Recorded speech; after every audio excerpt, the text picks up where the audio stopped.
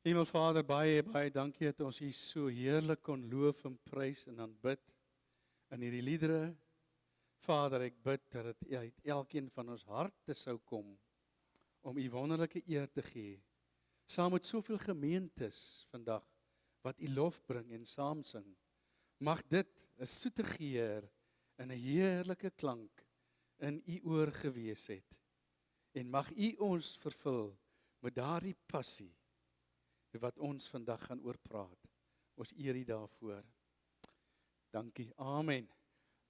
Ons praat vandag oor die onderwerp vrug en passie. Ek hoef nou nie meer om te kyk nie. Wys jy hoe lanklaas ek hier gestaan het. Vrug en passie. Ek wil net uit die weg ruim, dit kan dalk gevaarlik wees. As die vorige boodskap begin het oor kerk en seks, en dan kom ek praat oor passie.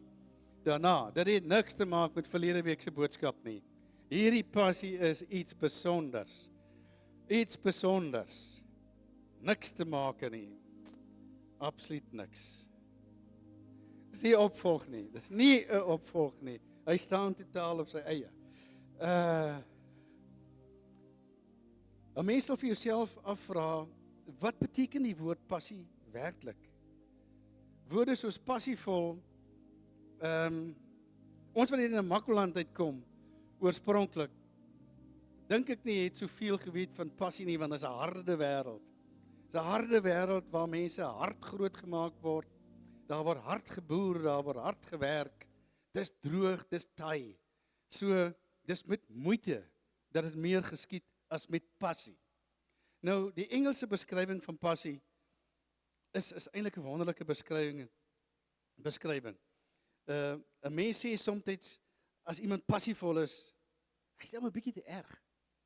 Julle het gehoor, hy is dan 'n bietjie te erg, as hy passievol is. As ek passievol is vir Jesus, hoor jy die wêreld sê, hy is dan 'n bietjie te erg. En moenie weet nie, ek het dit al gehoor, baie ander het dit al gehoor, as die ou passievol is, sê hy is dan 'n bietjie erg. Maar kom ons kyk na die beskrywing in Engels. Hy sê, someone who displays intense enthusiasm, deep devotion, high energy towards a specific interest or a goal or a career or a cause. Strong emotions are present in this passion. And that person work 100% with persistence, focused to achieve their aims. 'n Verskriklike klomp woorde. Maar as 'n mens passie vat en jy gaan hom ontleed, dan hoor jy daar is 'n spesifieke belang daarbey. Daar is 'n doelstelling daarbey. Of dit nou 'n karier of 'n cause is. Emosie is betrokke baie keer. 100% positiwiteit. En dan persistence en gefokus. Nou as ek nou Afrikaans van moet praat so 'n bietjie is 'n intense entoesiasme.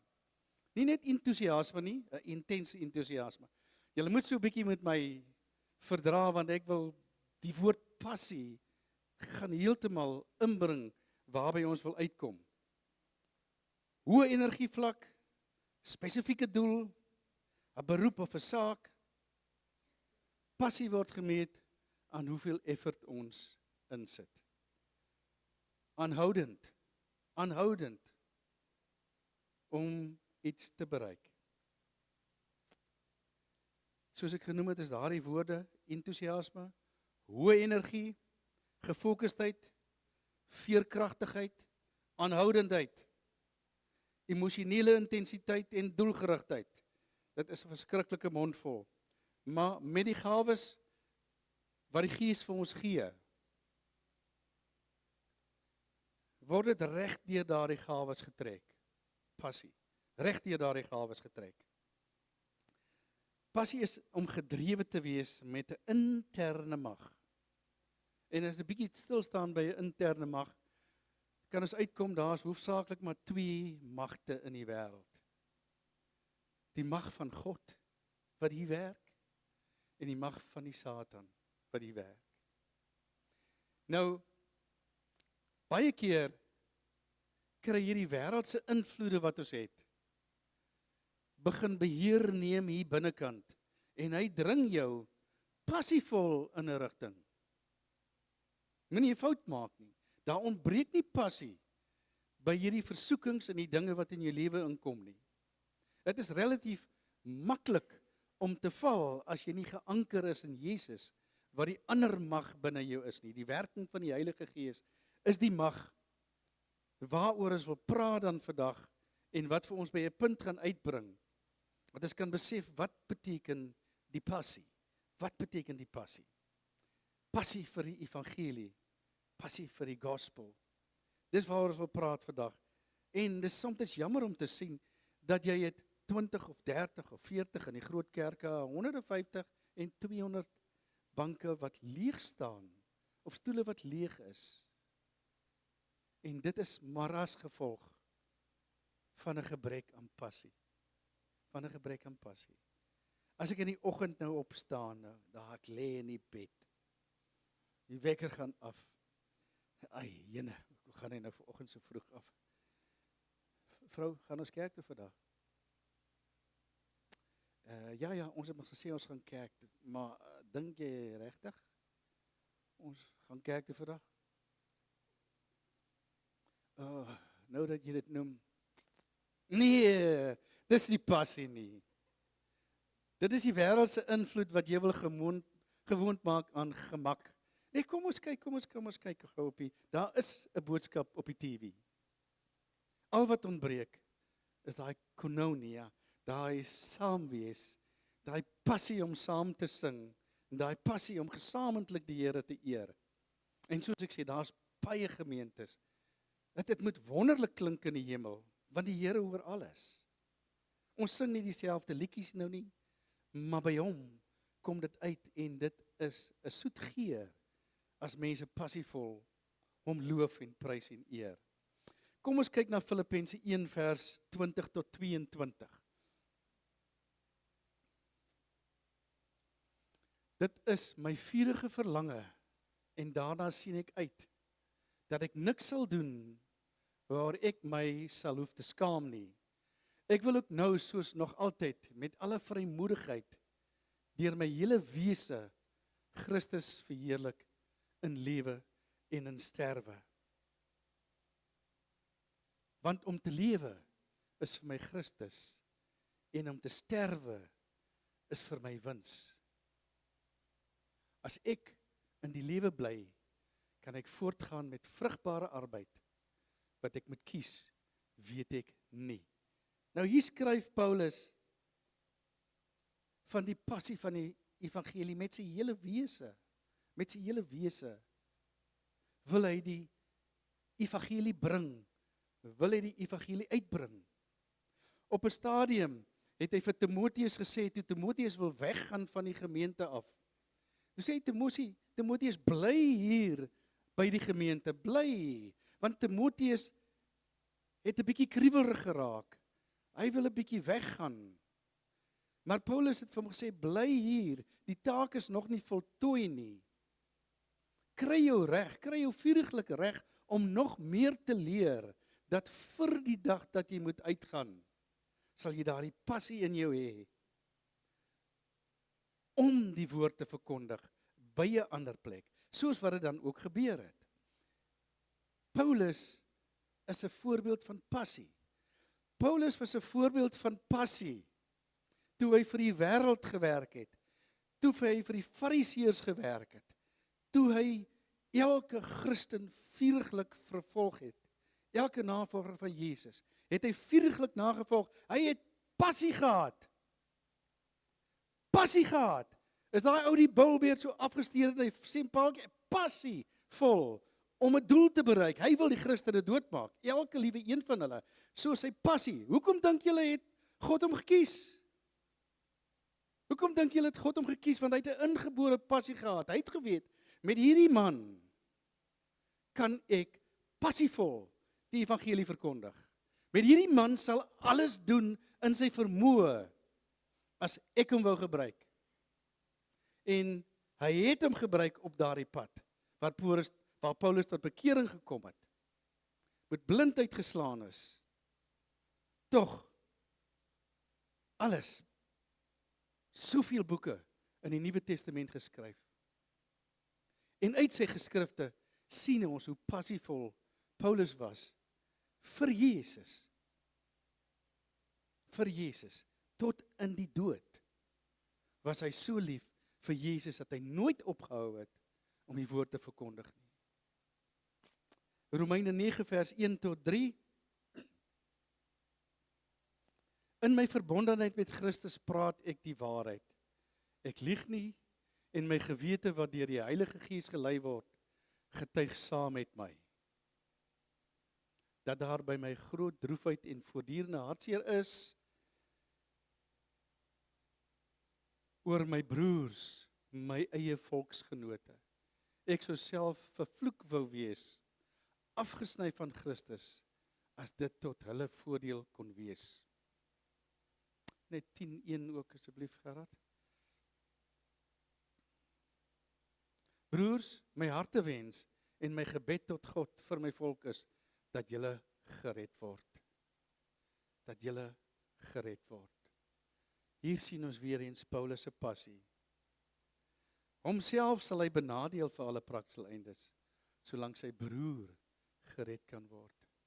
Broers, my hartewens en my gebed tot God vir my volk is dat julle gered kan word. En die woord het hy nooit ophou uitdra nie.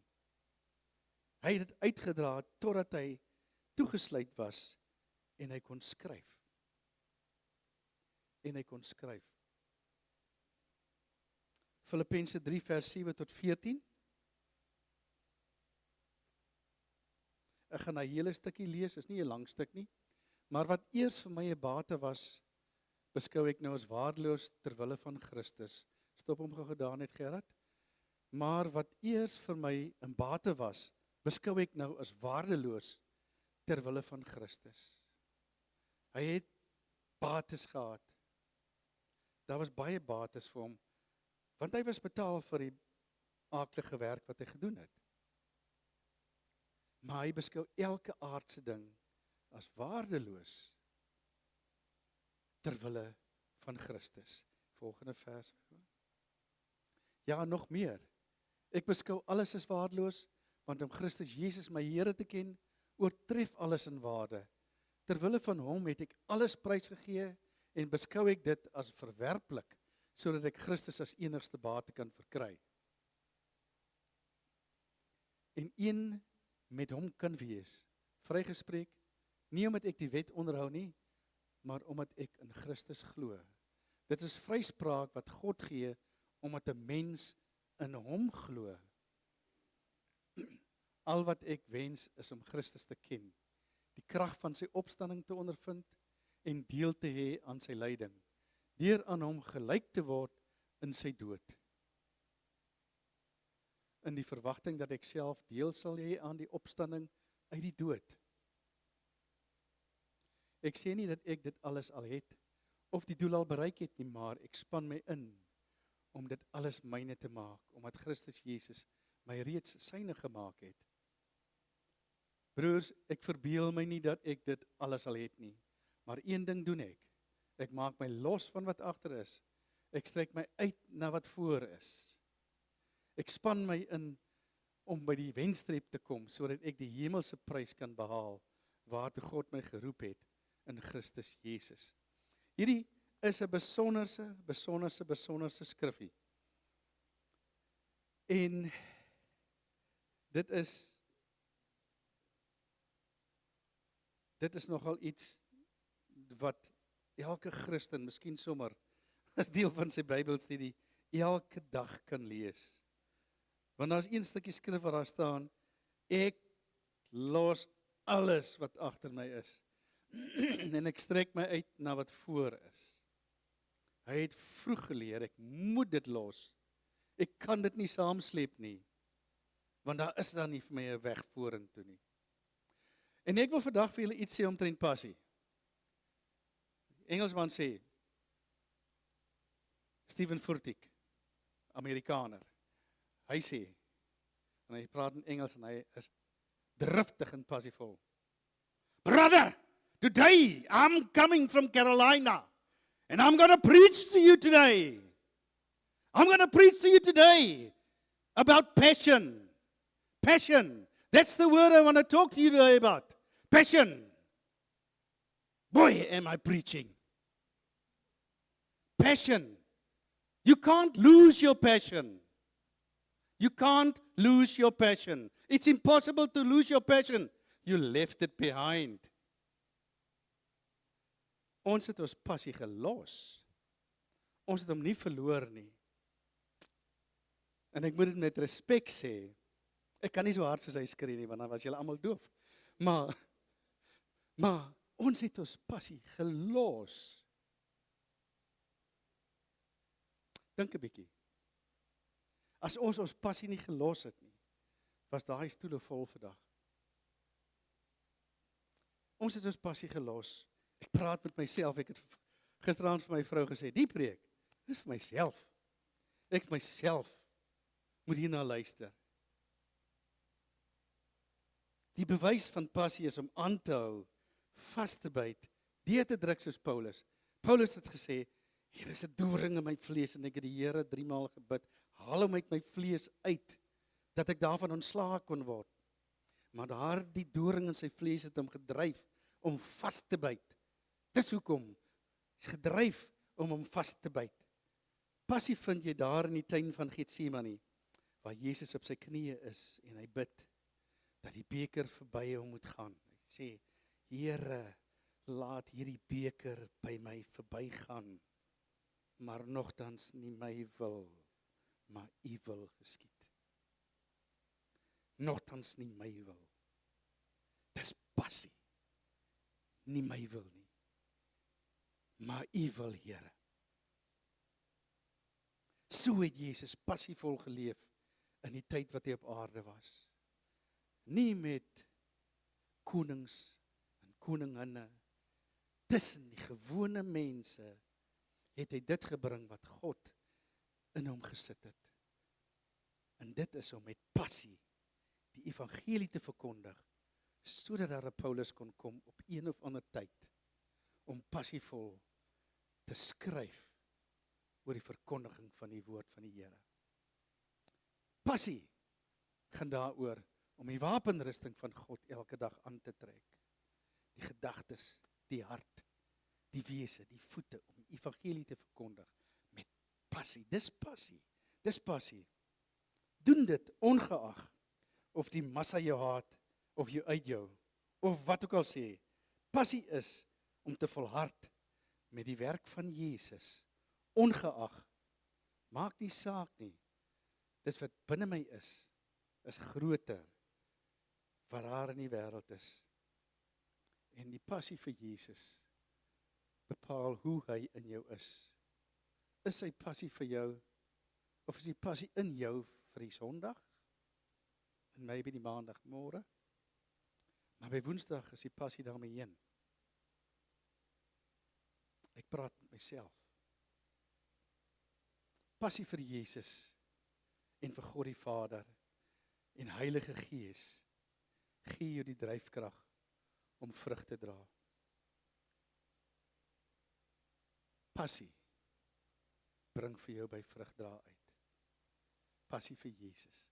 As jy nie passie het nie, gaan jou vrug maar suur wees, of jy gaan nie vrug dra nie.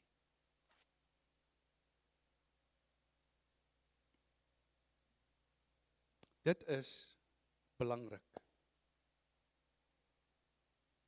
Ek gaan nou 'n lied speel, dan gaan ons luister na die vrug van die Gees, en kyk, dan gaan ek hom so 'n bietjie verder toelig, uit die skrifgedeelte van Galasiërs 5 vers 22 tot 23.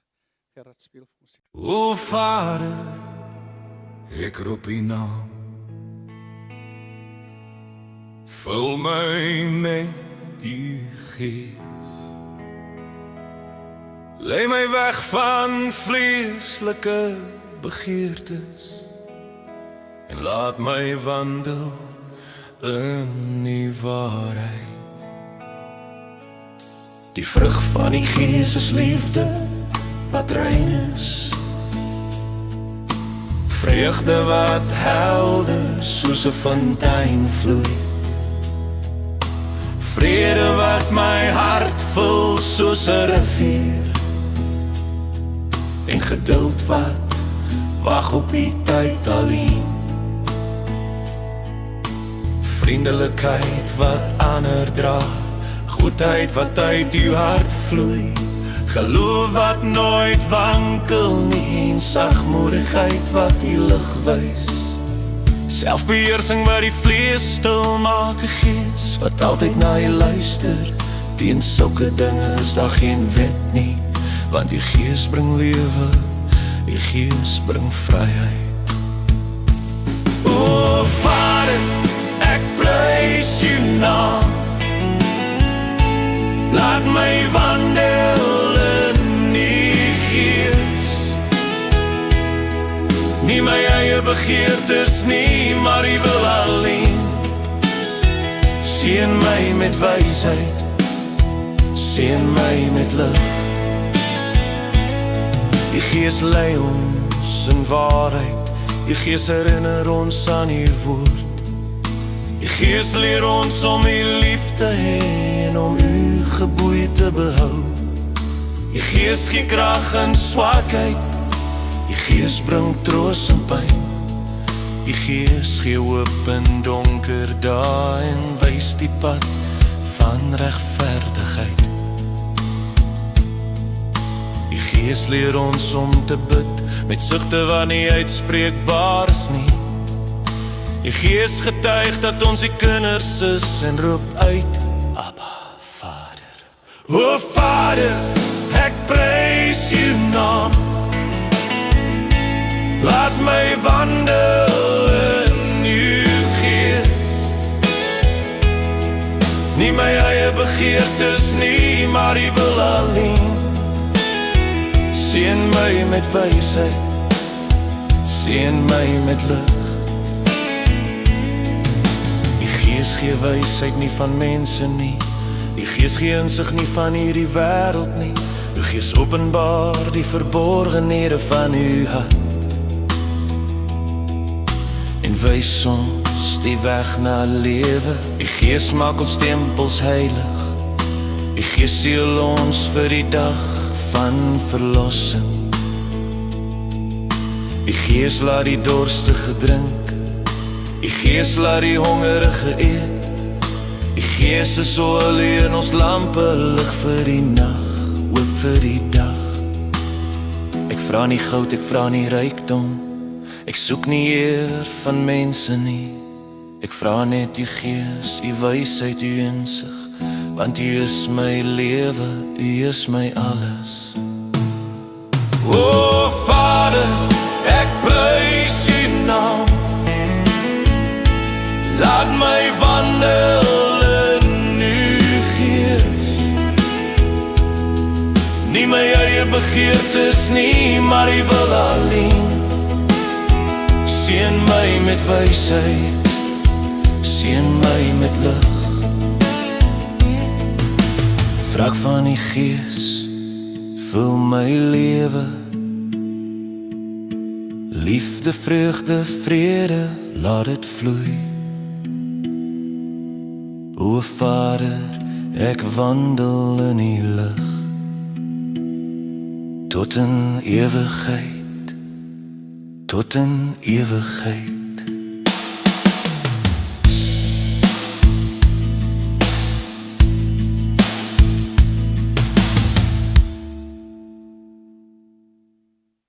Nou hoef ek nie verder te preek nie. Dit sê dit alles. Waar passie, Heilige Gees, Jesus in jou oorneem, dan dra jy vrugte. Dan dra jy vrugte. En Jesus was teleurgesteld in 'n boom, 'n groen vyeboom, hy's groen blare. Nou ek weet nie of dit vye tyd of nie vye tyd was nie, maar die boom was daar, Jesus was honger, hy was lus om 'n vy te eet, en daar was nie vy nie en hy het die vy vervloek. En die boom het gedood. Die volgende dag toe daar verbykom, is die boom dood tot in sy wortels. Die woord van God en die evangelie vereis van ons om vrug te dra. En ons kry daardie in Galasiërs 5 vers 22 tot 23. En hierdie lied stip dit absoluut in detail uit. Hy sing oor elke een. En as jy die kans kry om weer te luister goed na hom, ontleed hom so stukkie. Hy spreek daardie vrug wat gedra kan word so mooi aan. En hierdie skrifdeel is die vrug van die Gees. Galasiërs 5 vers 22 tot 23. Die eerste woordjie waar hy gesing het is die liefde. Is liefde. Die liefde begin by God en jou naaste, want dit is die gebod. Die liefde. Geen kind van die Here sal ooit vrug kan dra as die passie vir Jesus nie in hom is nie. As jy nie die liefde het nie, as jy nie liefde vir God het nie, gaan jy nie bydra tot die gemeente nie. As jy nie die liefde daarvoor het nie, hoekom sal jy dan nou gemeenskap met gelowiges wil hê? So die liefde staan sentraal. Dis hoekom dit die eerste vrug is liefde. Want God het die mens geskape uit liefde, want hy wou 'n companion hê, hy wou hê iemand met wie hy kon praat. Iemand met wie hy kon gemeenskap hê. Vandaar die gemeenskap. En vandaar die gemeenskap soos wat in die Nuwe Testament geskryf is. Jy kan nie met die wêreld binne in jou passievol wees, lief hê, vrug dra nie. Dit maak nie saak wat hy vrug is nie. Een of ander vrug kan jy dra. Want die Here het ons die gawes gegee waaroor ons nie nou gaan praat nie. Ons wil praat oor die vrug. Liefde is die eerste vrug. Waarvan hy gesing het is vreugde die tweede vrug. Liefde en vreugde. Kan ek gou vir julle iets sê wat ek geleer het by 'n prediker. Ek dink dit is pastoor Jacques Potgieter van Mosselbaai. Hy het 'n boodskap gelei wat hy gesê het: wysheid plus insig is vreugde. Wysheid plus insig is vreugde. Nou hier kom dit tevoorskyn in die vrug van die Gees. Vreugde. Wat het ek nodig vir vreugde? Wysheid, insig. En ek wil sê plus passie. Die passie wat die Heilige Gees jou kan gee, want hy's in jou. Of is ons dan soms jy loop hier soos 'n brombeer rond daarso by die werk veral. Loop soos 'n brombeer rond want alles val nie nou so lekker in plek soos wat jy dit wil hê nie. Is dit vreugde? Kan ek dit moontlik op 'n vreugdevolle manier gedoen het eerder as op 'n brombeer manier? Jy kan.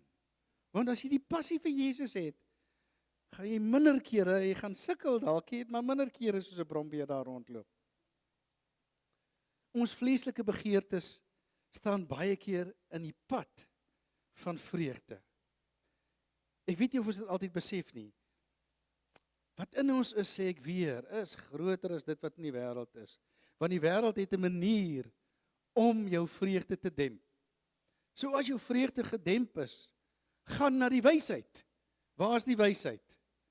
Hier is die wysheid. Die woord van God is die wysheid. As jy nie vreugde het nie, gaan na die wysheid. En uit die wysheid kom daar insig. En die twee saam gee vreugde. Vreugde. Dit skep vreugde. Soos die lied sê, is iets wat helder soos uit 'n fontein vloei. Want as jy nog nie in 'n stroom gesien het nie, of ons was bevoorreg om by 'n plek te wees waar daar baie watervalle is, jy die water sien, en jy sien eintlik die wonderwerk van God se hande, is vreugdevol. Daardie fonteinwater wat jy dors is, kan geen beter vreugde en dankbaarheid wees as jy van daai water kan drink nie. En daarom maak die woord ook daar voorsiening. Hy sê jy kom skep uit die fontein van lewende water. As jy skep uit die fontein van lewende water, sal jy vreugde hê. Maar jy moet passievol wees vir Jesus. Vrede. Dis seker vandag moeilik om te praat oor vrede, as alles in die wêreld aangaan wat daar aangaan. Maar, ek het ook al geleer en gesien, dat in die moeilikste omstandighede, jy nog steeds vrede kan hê.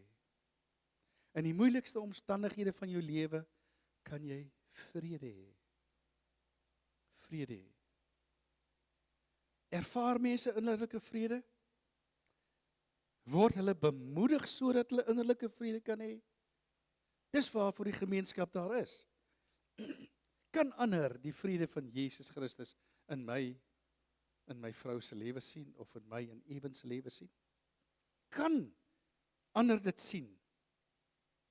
Om vrede te ervaar is seker een van die mees heerlikste vrugte van die Gees. Want God se een naam is vrede. Yahweh Shalom. Sy een naam is vrede. So Jesus het gekom na die wêreld toe, sodat daar vrede kan wees. En die ergste van alles is, hy het gekom na die wêreld toe, toe daar oorlog was, die Romeine wat die Israeliete, sy volk, waar hy gebore is, totaal verorber het, om het so te stel. Maar Jesus het vrede gehad, binne daai omstandighede. Hy het vir Pieter gesê, moenie, sit jou swaard weg, nadat hy die Romeinse soldaat se oor afgekap het. Want hy het vrede. Jy kon die vrede in hom sien. Hy het nie beklei nie, hy het vrede. Ek het Jesus in my. Dit gaan vir jou baie vrede en vreugde gee. Hierdie goedjies loop so hand aan hand met mekaar. Geduld, geduld. Die ander woord vir geduld is eintlik lankmoedig. Of jy kan die woord anders spel. Lankmoedig. Wanneer ek met mense werk tot 'n doel, is ek lankmoedig. In die ontwikkelingsproses by my werk, is ek lankmoedig of geduldig. In die gemeente, is ek lankmoedig? Is ek geduldig? Of dryf my passie om bietjie meer ongeduldig te wees? Gee ek so om sonder om bitsig te reageer? Of is ek baie keer so ongeduldig as die dinge nie wil loop soos wat ek wil hê dit moet loop nie? Stoot ek dan vir Jesus weg? Of parkeer ek hom hier in daai donker stukkie van die hartkamer? As hy geduld opgeraak het? Want as Jesus sentraal staan, bly geduld die binnekant. En ek kan dan vandag vir julle sê, dis een van die vrugte van die Gees waarmee ek die meeste sukkel. Want dis nie maklik nie. So, dit is nie maklik nie, maar weet jy wat? As jy ongeduldig is, reageer jy op 'n manier wat die wêreld tevoorskyn bring en altyd iemand seermaak. Altyd iemand seermaak en moontlik woorde wat nooit kan teruggevat word nie. Moontlik woorde wat nooit teruggevat kan word nie. Maar as jy so aangeraak is, weet, tel hy passie op vir Jesus. Maak hom maar weer senter van jou. Vergewe, vergeet, want dis deel van die vrug. En dan vriendelikheid. Is ons altyd vriendelik? Is ek sorgsaam en vol begrip teenoor almal wat ek teenkom? Is dit maklik? Nie altyd nie. Maar is deel van die vrug van die Gees en absoluut noodsaaklik in die bestaan van 'n Christen se lewe. Goedhartigheid. Dra ek ander mense en by die onderneming waar ek werk of waar ek ook al beweeg, se beste belange op die hart? Dra ek die gemeente se belange op die hart? As ek selfgesentreerd is, kan ek nie ander se belange op die hart dra nie. Kan ek ook nie goedhartig wees nie.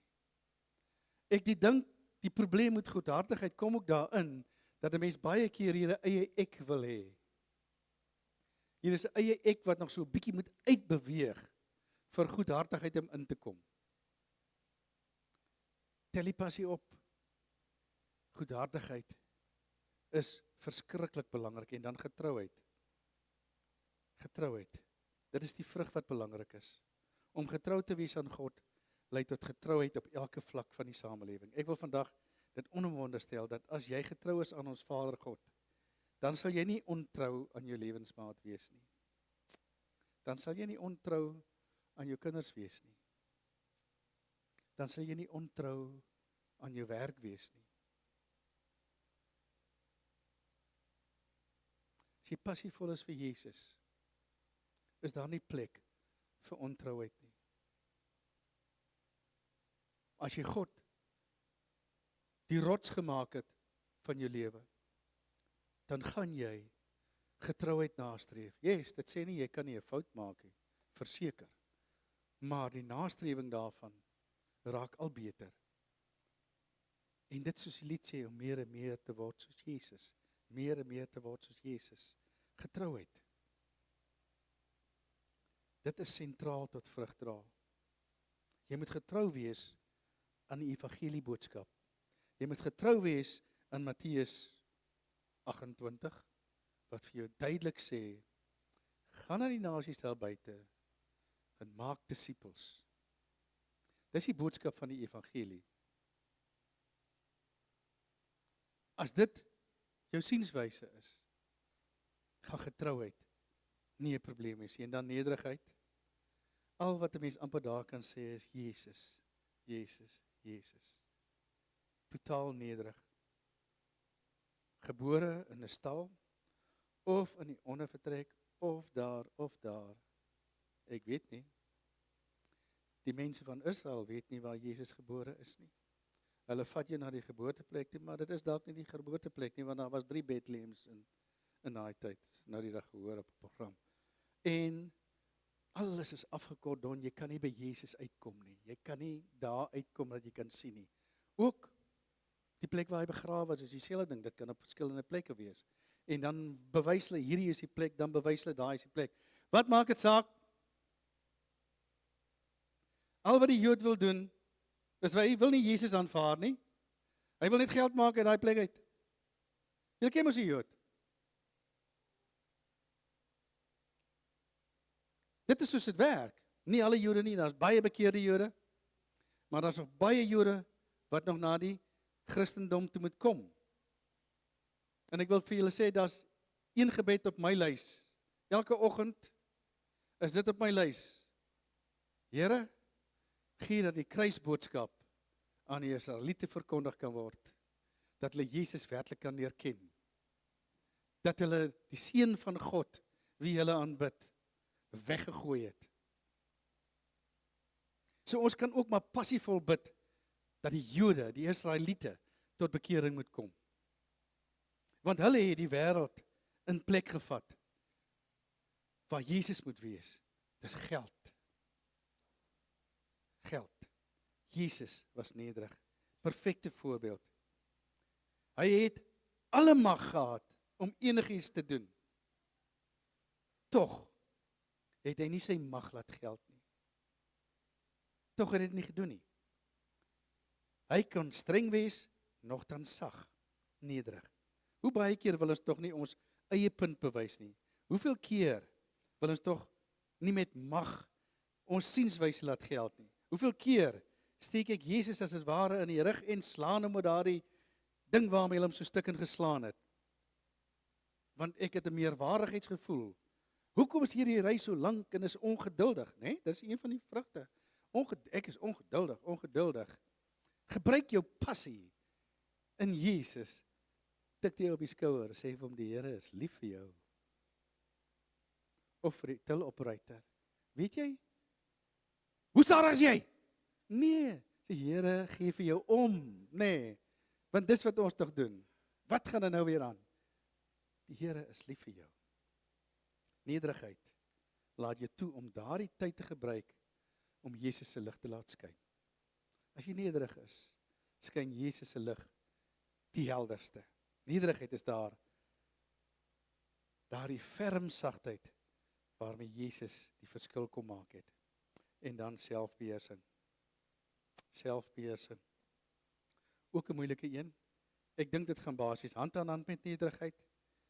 Dissipline wat nodig is in elke aspek van ons daaglikse lewe. Met betrekking tot Christendom, met betrekking tot toewyding aan die taak wat jy moet doen. Elke aspek, of jy nou diens doen of jy op die pad is, selfbeheersing, spreek boekdele. En as 'n mens na die vrugte dan in totaal saamvat, daai vrugte, jy luister na daai lied, jy skep diep uit die fontein van lewende water, en jy's passievol omtrent dit, dan is die vraag, dra ek vrugte, of dra ek nie vrugte nie? Of is ek soos die vrye boom?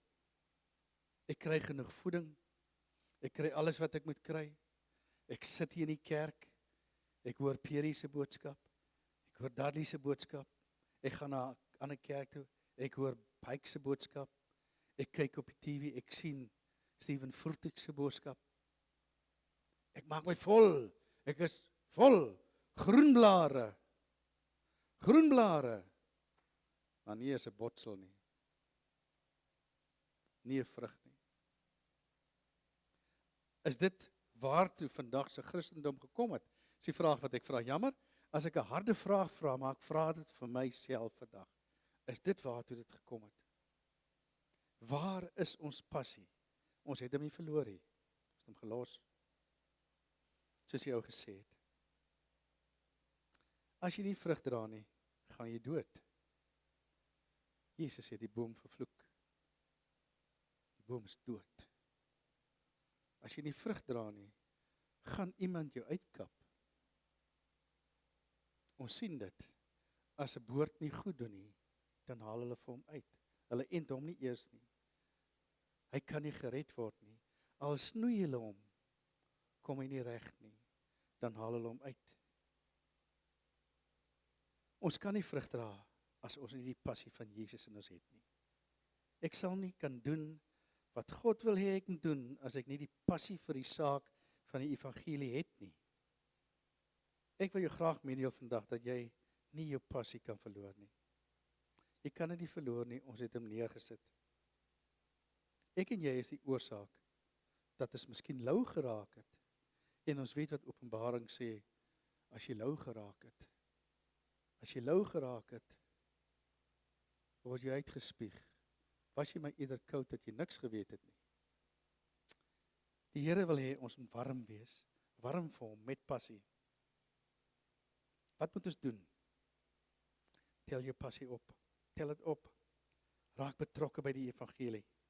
Raak betrokke by die woord van die Here. Raak betrokke by die gemeente, in die kerk. Raak betrokke daar waar vrugte nodig is. Raak betrokke. Skyn die lig van Jesus daar buite. Weet julle, ek wil 'n voorbeeld noem, dit is nou ek, en my vrou ken ook die ou mannetjie, hy staan by 'n robot. Hy het vorre klere altyd aan die meeste van die tyd. Maar as hy my bakkie sien, hy ken al my karre, as hy my bakkie sien, dan verhelder sy gesig. Want hy weet, ek gee vir hom iets vir die dag. Hy kan nie werk nie. Mense is daar nou een ou wat nie kan werk nie, is dit nou hy. Hy kan nie loop nie. Hy is heeltemal gebreklik, totaal. Maar hy kom daar, by die robot. Daar sit hy, party daar, ag gee iemand vir hom 'n botteltjie water, en so lewe hy. Maar as ons daar verbykom, ons gee vir hom 'n kospakketjie, die volgende dag, dan hardloop hy so op 'n manier wat jy nie kan beskryf nie. Net om te kom dankie sê, vir daai bietjie kos wat ons hom gegee het, of daai geldjie wat ons hom gegee het. Vir hom is ons Jesus se lig. Elkeen van ons moet lig wees, en dit gaan nie oor robotte en mense, daar's mense wat jy glad nie voor moet gee nie, maar dat die Heilige Gees jou lei. Heilige Gees sal jou lei vir wie jy moet gee, want daar is mense wat druggies is en al daai tipe van goed, moenie gee nie, maar God sal jou lei. Vir hom is ons 'n lig. Maar so moet ek daar vir hom, by my werkplek, en dan is dit 'n moeilike ene, by SARS, moet jy ook lig wees, nee, dis 'n moeilike een. Sonder vrug is ons sonder God. Jy kan nie 'n kind van God wees, As jy nie vrug dra nie, ek is seker daarvan. Ons het baie mooi gehoor wat die vrug van die Gees is. En ons het nou gehoor wat passie is, daai entoesiasme.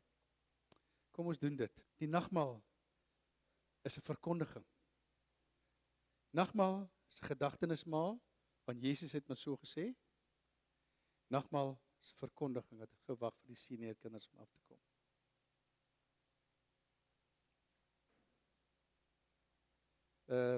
Gerrit, 1 Korintiërs 11 vers 23 tot 26 kan jy sommer opsit.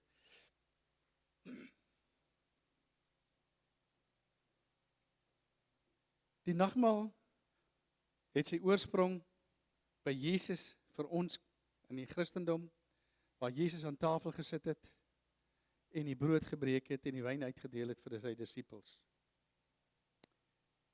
En ons sien ook dat daar een disipel was wat 'n oordeel oor hom geëet en gedrink het, in die vorm van Judas Iskariot.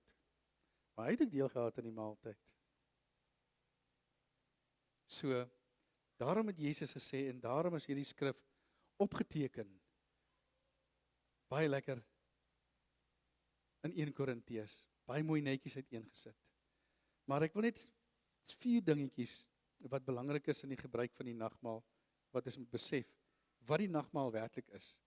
Die nagmaal in die eerste plek het Jesus gesê, is 'n gedagtenismaal. Dit is om ons te herinner daaraan, dat hy sy lewe, sy liggaam en sy bloed gegee het vir die mensdom. Die nagmaal is ook die verkondiging. Is die verkondiging dat hy gesterf het en dat hy opgestaan het. Die nagmaal is ook 'n teken van 'n gemeenskap met Christus, om met hom gemeenskap te hê, om aan tafel saam met hom te sit en te eet en te drink.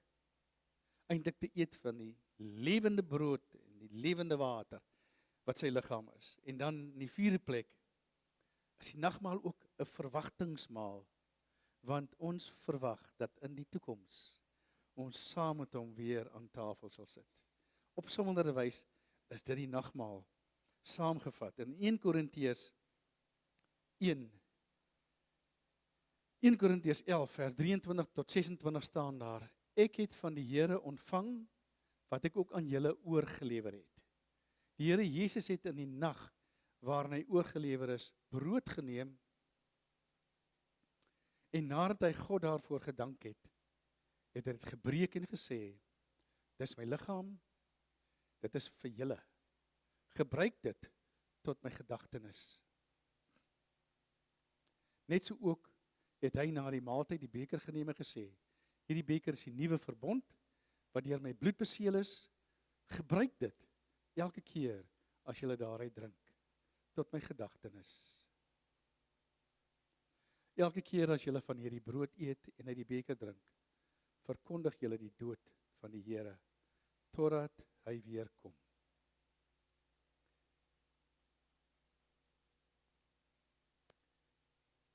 Die brood wat ons breek, is die liggaam van Jesus Christus.